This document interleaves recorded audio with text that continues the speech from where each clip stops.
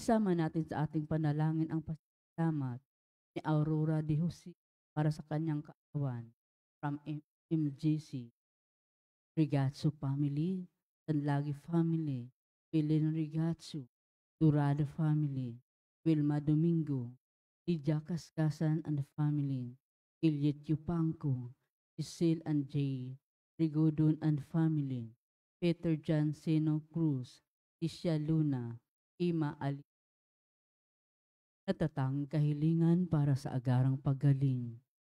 Emilita and Amelito Sevilla, Rodrigo Ramirez, Ronald Salamat, Meled Ricla, Jasmine Sevidia Lim, Maribit Duruin, Catalina Alba, Marde Agtarap, Raquel Enosanto, Lia Ruz, Chris Dowling, Marian Barbiri, Teresa Tachinko, Estila, Lance Elio, Brandon, Id, Linda, Isto, Cory Anvang Santos, Le Eranista, Janet Herrera, Eduardo Salido, natatanging kahilingan, Ronald Salamat, Melissa, Madeline, Tachinko and family, Diane and Chris Hang, Jenny Sison, Pilitio Pangko, Banji Villanueva and family, Brian Yahilio, Nasairi, Brian Luid, Darlene Jayelia, Ligaspi.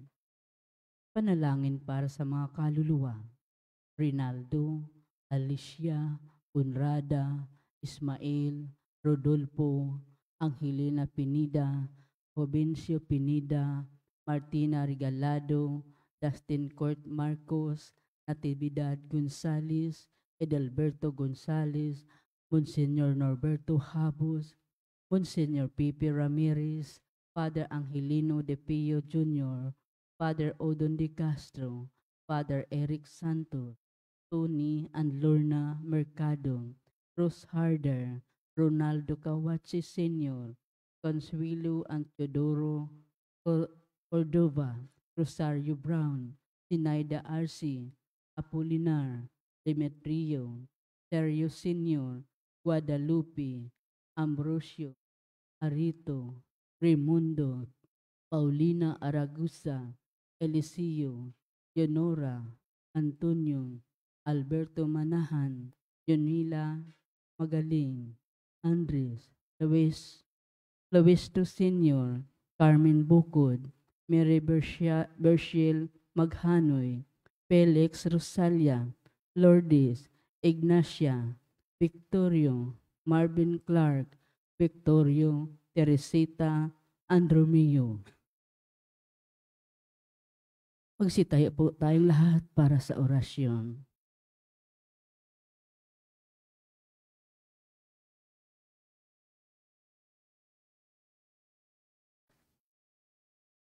Sa ngalan ng Ama at ng Anak at ng Espiritu Santo, Amen. ang anghel ng Panginoon ay nagbalita kay Santa Maria. At siya ay naglahila lang ng Espiritu Santo. Abagi noong Maria, napupuno ka ng grasya, ang Panginoong Diyos ay sumasa iyo. Bukod kang pinagpala sa babae lahat, at pinagpala naman ang iyong anak na si Jesus. Santa Maria, Ina ng Diyos, ipanalangin mo kaming makasalanan, ngayon at kung kami mamamatay. Amen. Narito ang alipin ng Panginoon. Maganap nawa sa akin ayon sa wika mo. Abagi noong Maria, napupuno ka ng grasya, ang Panginoong Diyos ay sumasa iyo. Bukod kang pinagpala sa babaeng lahat, at pinagpala naman ang iyong anak na si Jesus. Santa Maria, Ina ng Diyos, ipanalangin mo kaming makasalanan, ngayon at kung kami mamamatay. Amen. At ang salita ay nagkatawang tao. At nakipamuhay sa atin. Abagi noong Maria, napupuno ka ng grasya, ang Panginoong Diyos ay sumasa iyo. Bukod kang pinagpala sa babaeng lahat, at pinagpala naman ang iyong anak na si Jesus. Santa Maria, Ina ng Diyos, ipanalangin mo kaming makasalanan, ngayon at kung kami mamamatay. Amen. Ipanalangin mo kami, O Santa na Ina ng Diyos. Nang kami maging dapat makinabang sa mga pangako ni Kristo. Manalangin tayo. Panginoon naming Diyos, asihan mo nawa ang aming mga kaluluwa sa iyong mahal na grasya At yayamang dahilan sa pamamagitan ng anghel ay nakilala namin ang pagkakatawang tao ni Jesucristong anak. Kundangan sa mahal na pasakit at pagkamatay niya sa krus.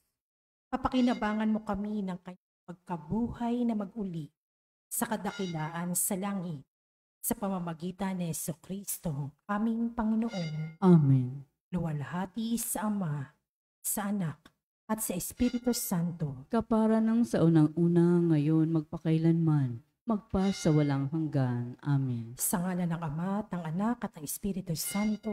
Amen. Ang mamumuno po sa ating banal na pagdiriwang ngayon, ang ating pong butihing paring panauhin, Reverend Father Danichi Will.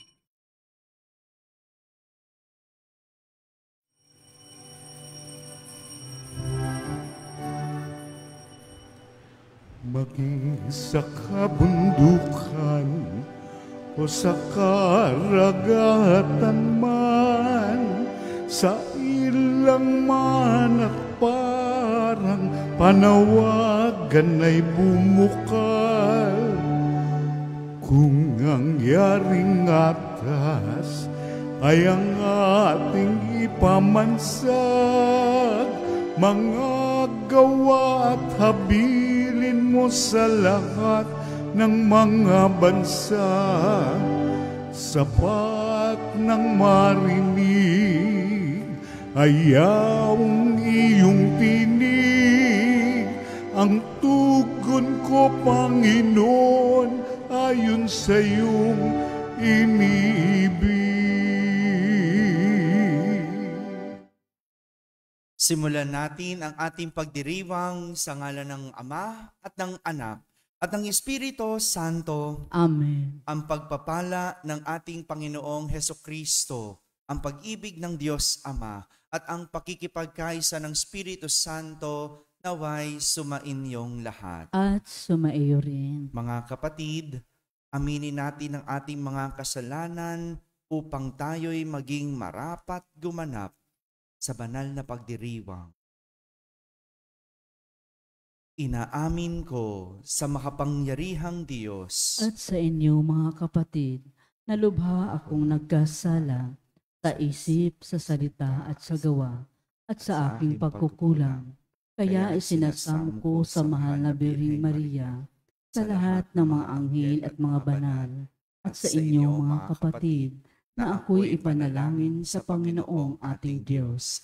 Kaawan tayo na makapangyarihang Diyos, patawarin tayo sa ating mga kasalanan at patnubayan tayo sa buhay na walang hanggan. Amen. Panginoon, kaawaan mo kami. Panginoon, kaawaan mo kami. Kristo, kaawaan mo kami. Kristo, kaawaan mo kami. Panginoon, kaawaan mo kami. Panginoon, kaawaan mo kami. Papuri sa Diyos sa kaitaasan.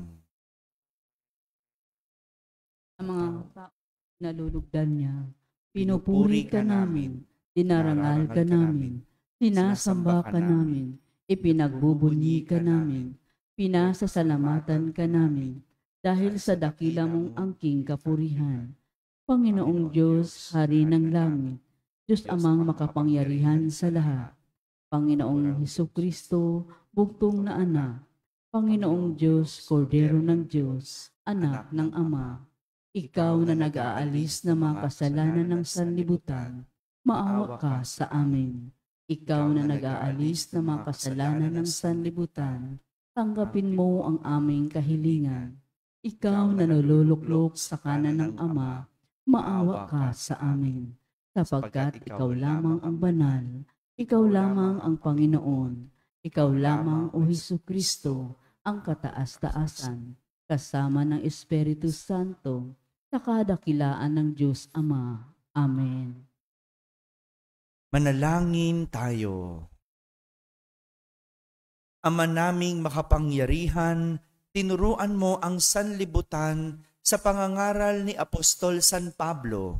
Ipagkaloob mong aming ipagdiwang ngayon ang kanyang pagbabagong buhay.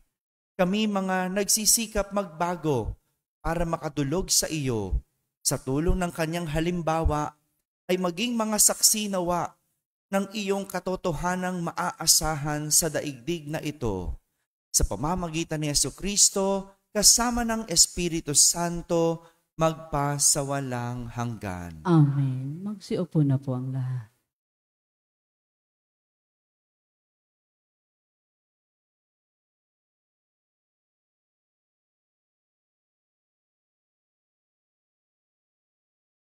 Magbasa mula sa mga gawa ng mga apostol. Noong mga araw na iyon, sinabi ni Pablo sa mga tao, "Ako'y isang Hudyo, ipinanganak sa Tarso ng Cilicia, ngunit lumaki rito sa Jerusalem.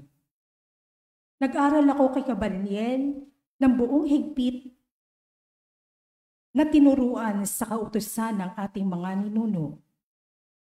Tulad ninyong lahat, ako'y masugid na naglilingkod sa Diyos. Inusig ko at ipinapatay ang mga sumusunod sa daang ito. Ipinagapos ko at ipinabilanggo sila, lalaki at babae. Makapagpapatotoo tungkol dito ang pinakapunong saserdote at ang buong kapulungan ng matatanda. Binigyan pa nila ako ng mga sulat para sa mga Hudyo sa Damasco at pumunta ako roon upang dakpin ang mga tagasunod doon. At dahil dito sa Jerusalem, upang parusahan. Magtatanghaling tapat noon at malapit na ako sa Damasco. Biglang kumislap sa aking paligid ang isang matinding liwanag mula sa langit. Nasubasub ako sa lupa at narinig ko ang isang tinig na nagsabi sa akin, "Saulo, Saulo, bakit mo ako pinag-uusig?" Ako'y sumagot, "Sino po kayo, Panginoon?" "Ako'y si Jesus sa taga-Nazaret na iyong pinag-uusig," tugon niya. Nakita ng mga kasama ko ang liwanag, ngunit hindi nila narinig ang tinig na nagsalita sa akin. At akin ding itinanong, "Ano po ang gagawin ko, Panginoon?" Ang tugon sa akin, "Tumindig ka at pumunta sa Damasco. Sasabihin sa iyo roon ang lahat ng dapat mong gawin." Nabulag ako dahil sa kaninningan na liwanag na iyon, kaya't ako'y tinakay na lamang ng mga kasama ko papasok sa Damasco. May isang lalaki sa Damasco na ang pangalay Ananias. Siya'y taong may takot sa Diyos, tumutupad sa kautusan at iginagalang ng mga Hudyong naninirahan doon. Pinuntahan niya ako, tumayo sa tabi ko at sinabi sa akin, "Kapatid na Saulo, makakakita ka na." Noon di na nauli ang aking paningin at nakita ko siya. Sinabi pa niya, "Hinirang ka ng Diyos ng ating mga ninuno upang mabatid mo ang kanyang kalooban, makita ang kanyang banal na lingkod at marinig ang kanyang tinig. Sapagkat ikaw ay magiging saksi niya upang patotohanan sa lahat ng tao ang iyong nakita at narinig. At ngayon, huwag ka nang mag-atubili. Tumindig ka, tumawag ka sa kanyang pangalan at magpabinyag at magiging malinis ka sa iyong mga kasalanan." Ang salita ng Diyos. Salamat sa Diyos. Salmong tugunan. Humayot dalhin sa tanay, mabuting balitang aral. Ulitin po nating lahat. Humayot dalhin sa tanay, mabuting balitang aral. Purihin ang poon, dapat na purihin ang lahat ng bansa. Siya ay purihin ng lahat ng tao sa balat ng lupa. Tugon. Humayot dalhin sa tanan, mabuting balitang aral. Pagkat ang pag-ibig na ukol sa atin dakila at wagas, at ang katapatan niya'y walang wakas. Tugon. Humayot dalhin sa tanan, mabuting balitang aral. Magsitayo na po ang lahat.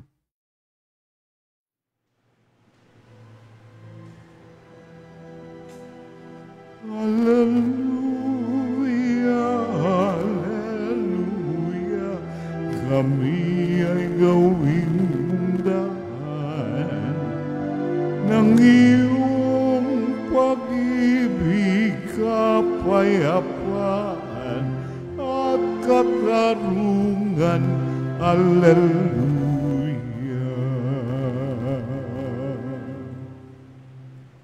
Sumainyo ang Panginoon. At sumaiyo rin. Ang mabuting balita ng Panginoon ayon kay San Marcos. Papuri sa iyo, Panginoon.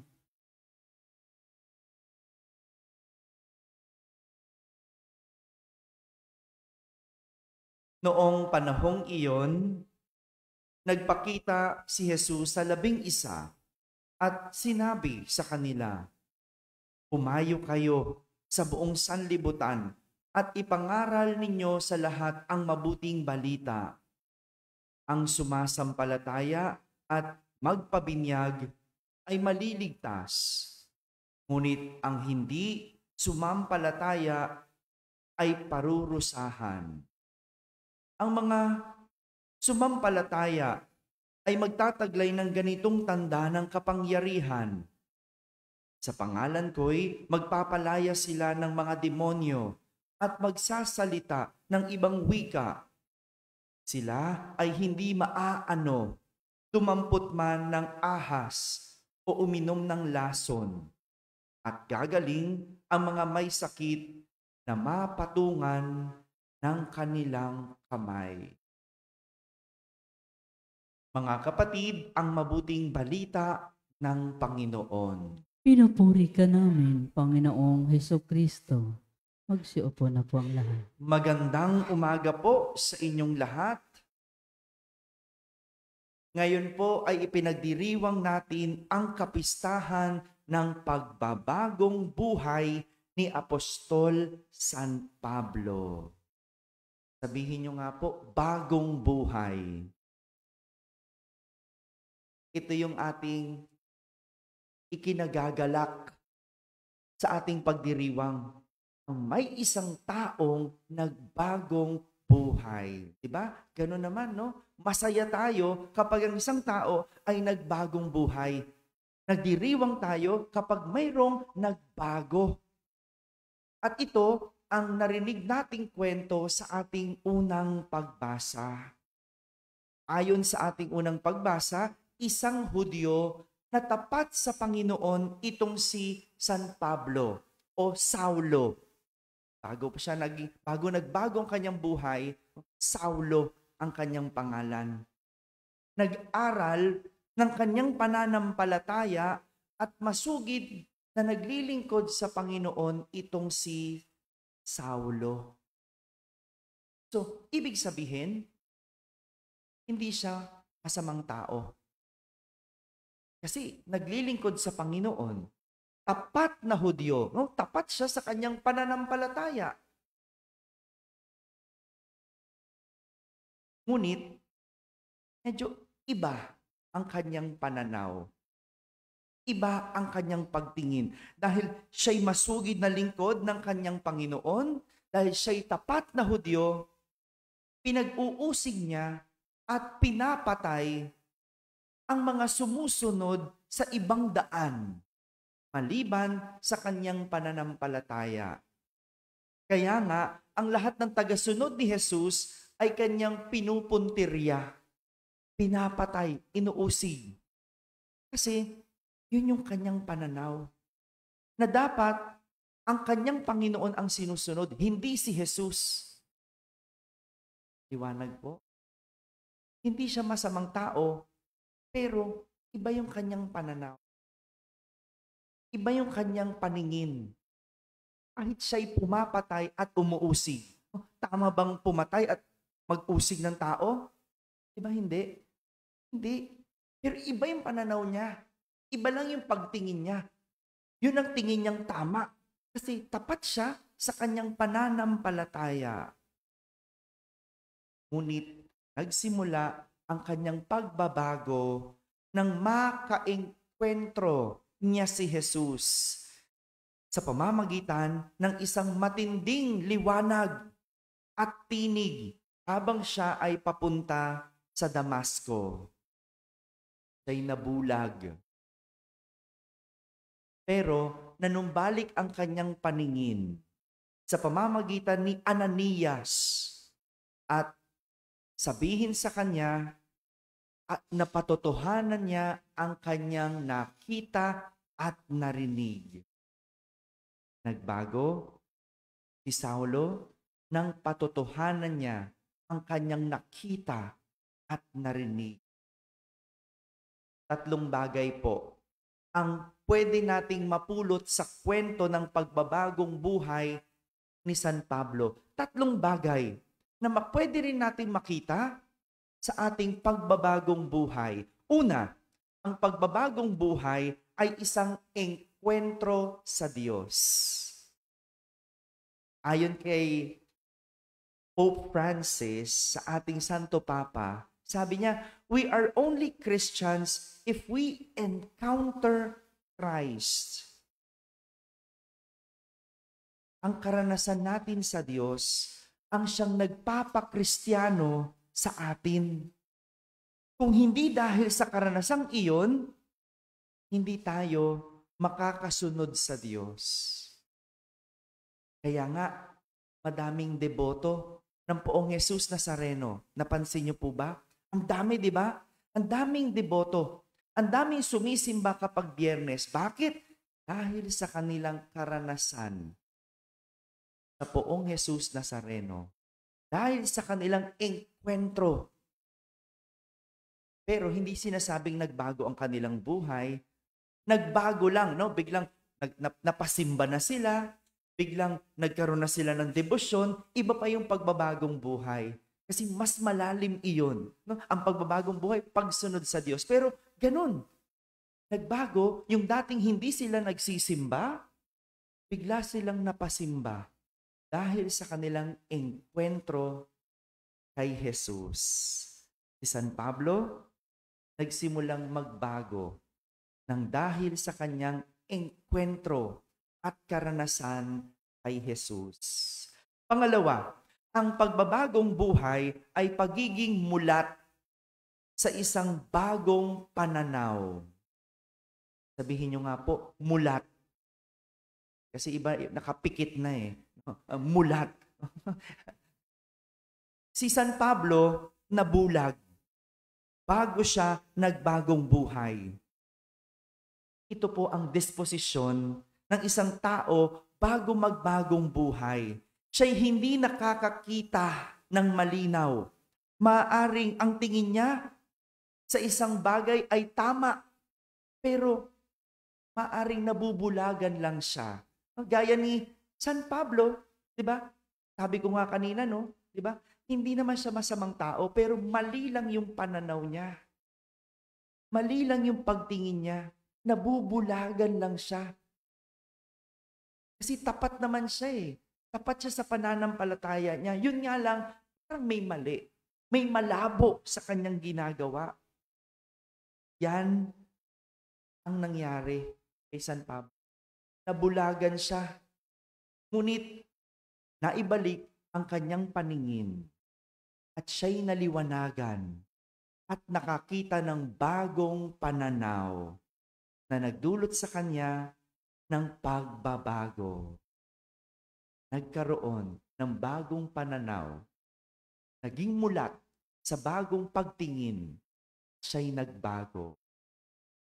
At pangatlo, ang pagbabagong buhay ay pagiging saksi sa kanyang mga nakita at narinig. Ang isang tao na nagbago ay natuto mula sa kanyang nakita at narinig. Gaya ni San Pablo, kung hindi niya nakita ang liwanag ni Jesus, kung hindi niya narinig ang tinig ni Jesus, walang San Pablong nagbago. Dahil nakita niya narinig niya si Jesus, siya'y nagbago. Hindi po ba ganoon? Kapag yung nagtuturo sa'yo, bigla mong naunawaan yung kanyang sinasabi at naging saksi ka ng kanyang sinasabi, ikaw ay nagbabago. Yung sinasabi ng isang magulang sa anak, anak, mag-aral ka. May mga anak na hindi nakikinig. Naririnig, pero hindi nakikinig. Magkaiba po yun. Tama? Naririnig natin yung ingay sa labas, yung ingay ng electric fan, pero hindi natin pinakikinggan. Ang pinakikinggan natin, yung ako na nagsasalita, yung paring nagsasalita. Parang ganun. Diba? Pero magkakaroon lang ng pagbabago sa iyong anak kung yung narinig niya sa nanay ay kanyang isinabuhay. Naging saksi siya. Yung sinasabing mag-aral. Nakita mo, nag-aaral na. Hindi na lang niya narinig. Nalaman mong siya'y nakinig. Mga kapatid, ito pong tinuturo sa atin ng kwento ng pagbabago ni San Pablo. Pagbabago, mangyayari kung mayroong engkwentro sa Diyos. Kung tayo'y magiging mulat sa isang bagong pananaw. Panghuli, tayo'y magiging mga saksi sa ating mga nakita at narinig. Amen.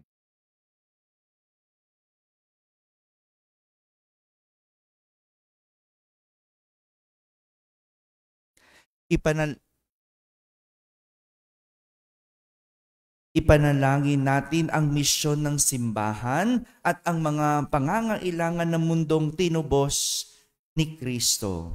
Ating sambitin sa bawat panalangin, maging mapagpala ka nawa sa iyong bayan, O Panginoon. Maging mapagpala ka nawa sa iyong bayan, O Panginoon. Ang Santo Papa, mga obispo at mga pari, naway maging masigasig sa pangangaral ng pagsisisi sa kasalanan at pagbabalik loob. Manalangin tayo sa Panginoon. Maging mapagpala ka nawa sa iyong bayan, O Panginoon. Ang mga misyonero, naway magkaroon ng tapang na ipahayag ang Ebanghelyo, maging sa mahihirap na pagkakataon at mapapanganib na lugar. Panalangin tayo sa Panginoon. Maging mapagpala ka nawa sa iyong bayan, O Panginoon. Ang mga nag-aalinlangan at nasisiraan ng loob, naway matuklasan ng walang hanggang katotohanan na walang iba kundi si Kristo. Manalangin tayo sa Panginoon. Maging mapagpala ka nawa sa iyong bayan, O Panginoon. Ang mga matatanda, nangungulila at may sakit, naway makatanggap sa kanilang paghihirap ng ginhawang dulot ng pag-ibig ng Diyos. Manalangin tayo sa Panginoon. Maging mapagpala ka nawa sa iyong bayan, O Panginoon. Ang mga namayapang tapat sa Panginoon, naway mapatawad sa kanilang mga kasalanan at makatagpo nawa nila ang Diyos sa kanyang kaharian. Manalangin tayo sa Panginoon. Maging mapagpala ka nawa sa iyong bayan, O Panginoon. Sa katahimikan ating ilapit sa Diyos ang ating mga pansariling kahilingan.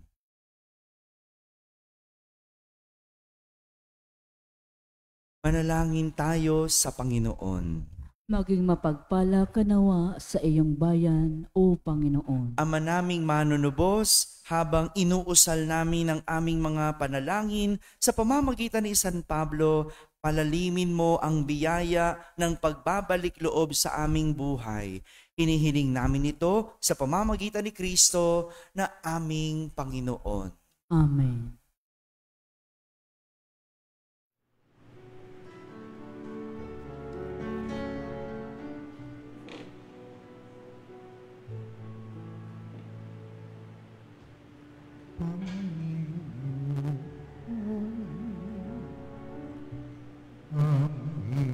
Alay, itong anak at tinapay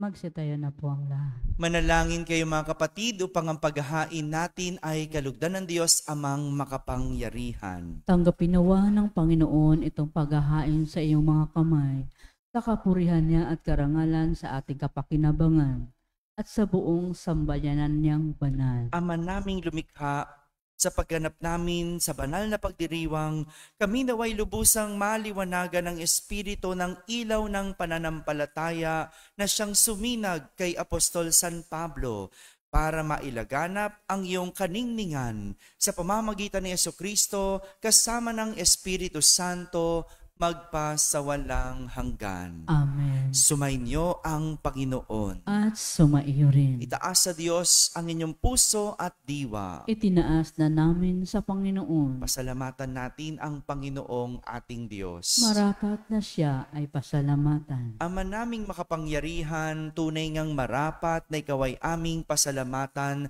sa pamamagitan ni Jesucristo na aming Panginoon. Itinatag niya ang iyong sambayanan at ang mga apostol ay saligat katuwang sa pagpapanatili ng iyong pagmamahal na di magwawakas kahit kailan. Kaming sambayanan mo dito sa daigdig ay katibayan ng pamumuhay sa langit. Kaming narito ang tagapagpahiwatig sa pagkakaisa ng tanan sa iyong pag-ibig. Kaya kaisa ng mga anghel na nagsisiawit ng papuri sa iyo nang walang humpay sa kalangitan, kami nagbubunyi sa iyong kadakilaan. Santo, Santo, Santo, Diyos makapangyarihan, Kuskus ng walhati ang langit at lupa, sana sa kaitaasan, pinagpalang narito sa ngalan ng Panginoon. Hosana, Hosana sa kaitaasan, Hosana, Hosana sa kaitaasan.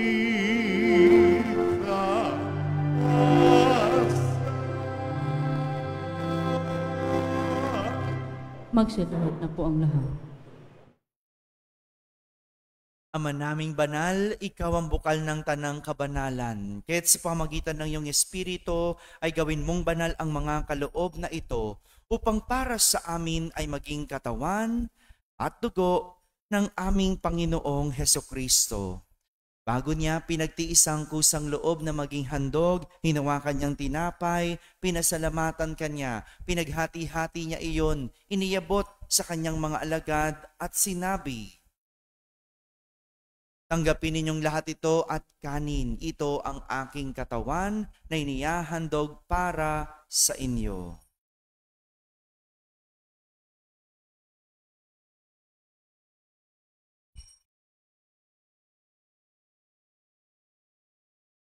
Gayon din naman, nung matapos ang hapunan, hinawakan niya ang kalis, muli kanyang pinasalamatan. Iniabot niya ang kalis sa kanyang mga alagad at sinabi, "Tanggapin ninyong lahat ito at inumin. Ito ang kalis ng aking dugo, ng bago at walang hanggang tipan. Ang aking dugo na ibubuhos para sa inyo at para sa lahat sa ikapagpapatawad ng mga kasalanan. Gawin ninyo ito sa pag-alaala sa akin."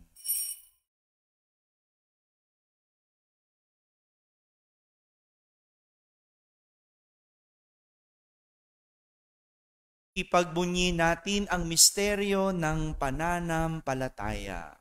Si Kristo'y namatay, si Kristo'y nabuhay, si Kristo'y babalik sa wakas ng panahon. Ama, ginagawa namin ngayon ang pag-alaala sa pagkamatay at muling pagkabuhay ng iyong anak. Kaya't inaalay namin sa iyo ang tinapay na nagbibigay buhay at ang kalis na nagkakaloob ng kaligtasan. Kami nagpapasalamat dahil kami iyong minarapat na tumayo sa harap mo para maglingkod sa iyo. Isinasamo namin kaming magsasalo-salo sa katawan at dugo ni Kristo ay mabuklod sa pagkakaisa sa pamamagitan ng Espiritu Santo. Ama, lingapin mong yung simbahang laganap sa buong daigdig. Puspusin mo kami sa pag-ibig, kaisa ni Francisco na aming Papa, ni Jose na aming Obispo at ng Tanang Kaparian. Alalahanin mo rin ang mga kapatid naming nahimlay na may pag-asang sila'y muling mabubuhay, gayon din ang lahat ng mga pumanaw.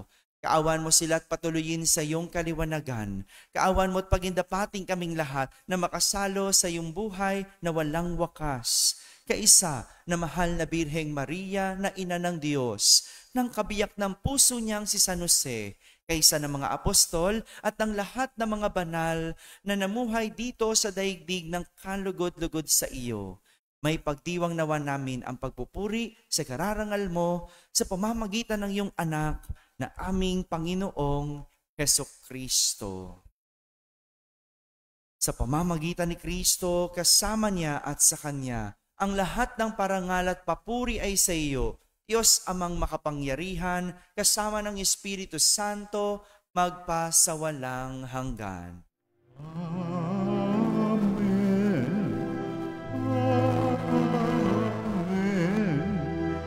Amen. Amen.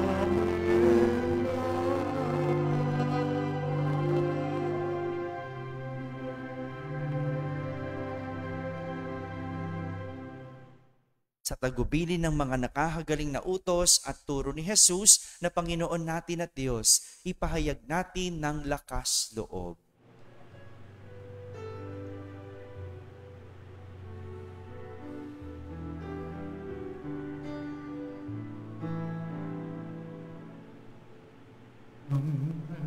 Namin sumasalangit ka, sambahin ang ngalan mo, mapasami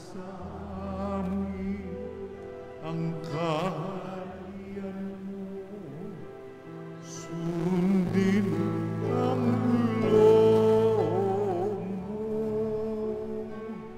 dito sa lupa para sa langit. Bigyan mo po kami ngayon ng aming kakanin sa araw-araw at patawarin mo kami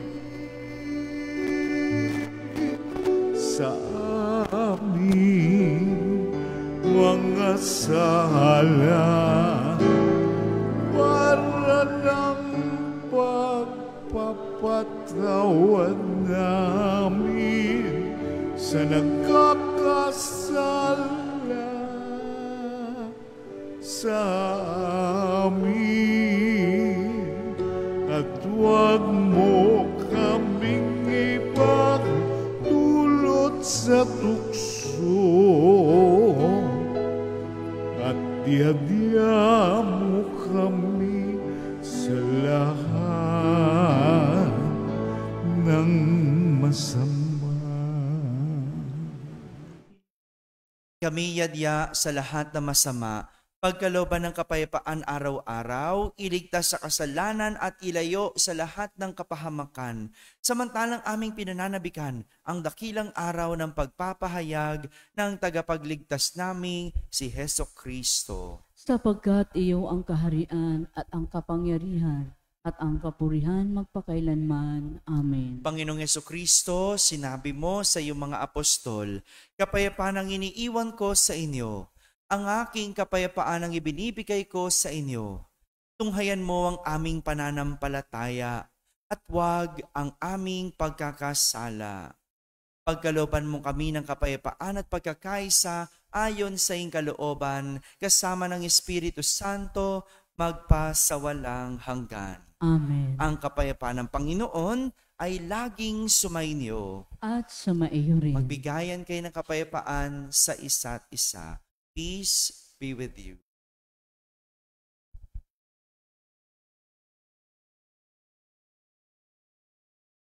Kordero ng Diyos na nag-aalis ng mga kasalanan ng sanlibutan, maawa ka sa amin. Kordero ng Diyos na nag-aalis ng mga kasalanan ng sanlibutan, maawa ka sa amin. Kordero ng Diyos na nag-aalis ng mga kasalanan ng sanlibutan, ipagkaloob mo sa amin ang kapayapaan. Magsiluhod po ang lahat.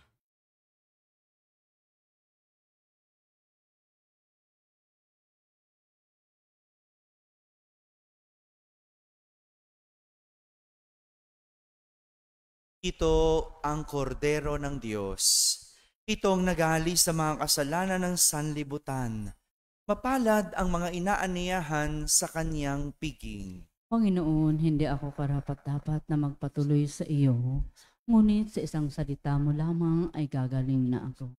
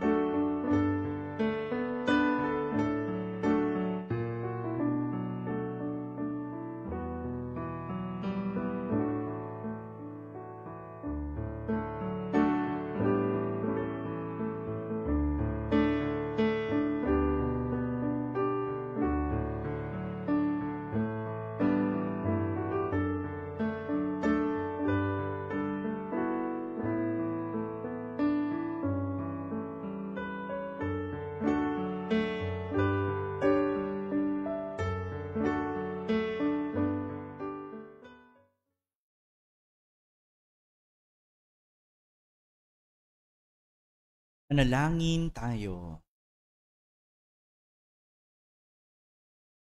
Ama naming mapagmahal, ang pinagsaluhan naming banal na pakikinabang ay siya nawang magpaalab sa ningas ng pagmamahal na lubhang dumarang kay San Apostol San Pablo para kanyang mapagmalasakitan ang lahat ng mga pagtitipon ng iyong sambayanan. Sa pamamagitan ni Jesucristo, kasama ng Espiritu Santo, magpasawalang hanggan. Amen.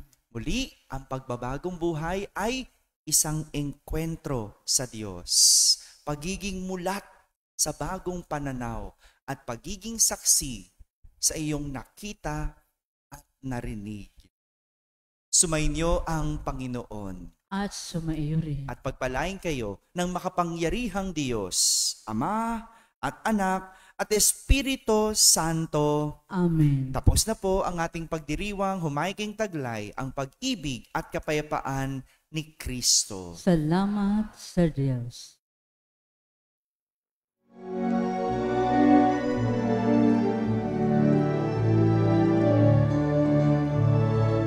Mayon at ipahayan, kanyang pagkalingat habang Sa buhay, pag-ibig at katarungan, tanda ng kanyang kaharian. Sa aming pagdadalamhati, sa aming pagbibigay puri, ano pa mang pagtangis, hapot pasakit, ang pangalan niya'y sinasambit. Humayon at ipahayag kanyang pagkalingat habang sa buhay, pag-ibig at katarungan, tanda ng kanyang kaharian.